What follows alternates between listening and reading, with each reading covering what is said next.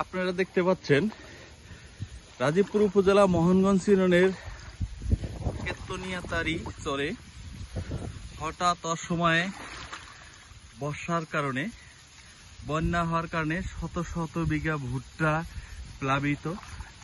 কৃষক অসহায় হয়ে পড়ছে, কি করবে?